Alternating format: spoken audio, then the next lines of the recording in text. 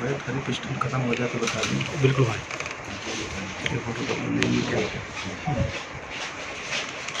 वजह बता दिया भाई। इसका ना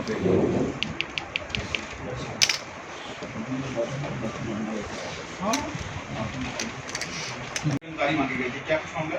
ये दिनांक 13/6/2022 को सेक्टर 10 पुलिस स्टेशन के इलाके के एक व्यापारी से फ़ोन पे वॉइस नोट भेज के और व्हाट्सएप कॉल करके और उससे 5 करोड़ रुपए की फिरौती मांगी गई थी। और उसको ये कहा गया कि भाई हम लॉरेंस बिश्नोई गैंग से बोल रहे हैं और अगर आप फिरौती नहीं दोगे तो आपको आपकी जान गंवानी पड़ सकती है। इस तरह की चीज़ें डरा के और फिरौती मांगने का उन्होंने ये काम किया, जिसके आधार पे हमने सेक्टर 10 पुलिस स्टेशन में उनकी शिकायत के आधार पे केस रजिस्टर करके और इन्वेस्टिगेशन शुरू की गई। और 24 घंटे के अंदर ही हमारी क्राइम टीम 31 के इंचार्ज इंस्पेक्टर आनंद के नेतृत्व में टीम ने काम करते हुए उस धमकी देने वाला जो शख्स है, जिसका नाम आकाश है, मुजफ्फरनगर ज़िले का ये रहने वाला है, इसको हमने गिरफ़्तार करने में कामयाबी हासिल की। पूछताछ पे ये पता चला कि इसकी पहले ये एक प्राइवेट कंपनी में काम करता था, वो नौकरी छूट गई और इसकी मिसेज ये जो व्यापारी जिसको धमकी दी गई थी, इसकी कंपनी में पहले काम करती थी। तो इनको इस बात का अंदाज़ा था कि यहाँ से हमें पैसे मिल सकते हैं, तो इसलिए इन्होंने इस तरह की वारदात को अंजाम दिया। हमने इससे एक देसी कट्टा भी बरामद किया है, जिंदा कारतूस भी। इसकी योजना थी इस तरह की कि अगर यहाँ से पैसे नहीं मिलते तो हम डराने के लिए वहाँ फायर भी कर सकते हैं या उस पर हमला भी कर सकते हैं।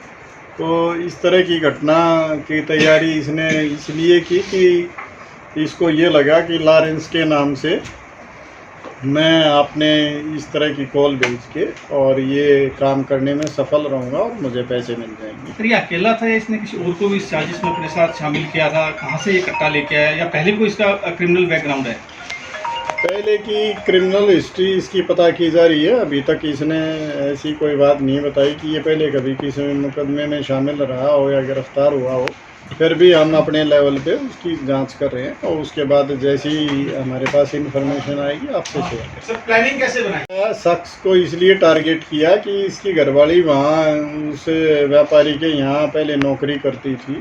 तो जब उसकी पत्नी नौकरी करती थी तो इसको भी इस बात का अंदाज़ा था कि वहाँ एक तो वहाँ से मोबाइल नंबर इजीली मिल गया उनको, और इसको ये अंदाज़ा था कि यहाँ से इस तरह से अगर मैं धमकी दूंगा तो पैसे मिल जाएंगे। सर लॉरेंस बिश्नोई का ही नाम क्यों इसने इस्तेमाल किया? वो इसलिए कि आजकल अखबार और न्यूज़ चैनल पे उसका नाम काफ़ी प्रचारित हो रहा है, तो इसलिए इसने उसका नाम लेने के और प्रेशर बढ़ाने के लिए इस तरह की चीज़ें की। लेकिन ये भी अभी हम जांच का विषय है कि उसमें और भी कोई इन्वॉल्वमेंट किसी की होगी तो उसके खिलाफ भी हम कार्रवाई करें। सर पिछले दिनों ये दूसरा मामला है जब लॉरेंस बिश्नोई का नाम इस्तेमाल करके इस तरह की चीज़ की गई हो। पहले एक छात्र ने की थी, अब इसने की है।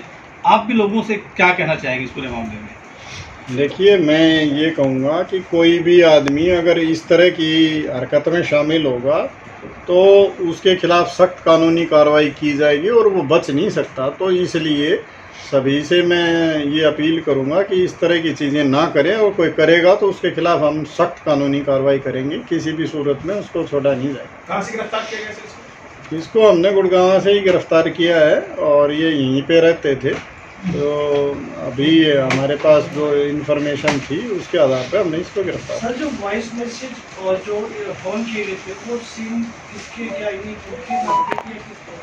हम उसकी इन्वेस्टिगेशन कर रहे हैं और जिस फ़ोन से फ़ोन किया था वो फ़ोन भी हमने बरामद कर लिया है और वेपन भी हमने बरामद कर लिया है और उस पर लगातार इन्वेस्टिगेशन जारी है। इसने अपने वाइफ से अलग से कुछ जानकारी मांगी थी इस ट्रेडर के लिए, या फिर बात में ही वाइफ ने इसको सब कुछ बताया था, या फिर वाइफ भी सस्पेक्ट है इस मामले में? ये सब इन्वेस्टिगेशन का पार्ट है और अभी इसमें इन्वेस्टिगेशन जारी है। सर शिकायतकर्ता का क्या करना है, किसने किस टाइम फ़ोन किया और फ़ोन पे क्या करवा? नहीं, ये FIR में सारी चीज़ें हैं और उसके आधार पर इन्वेस्टिगेशन की जा रही है। Thank you.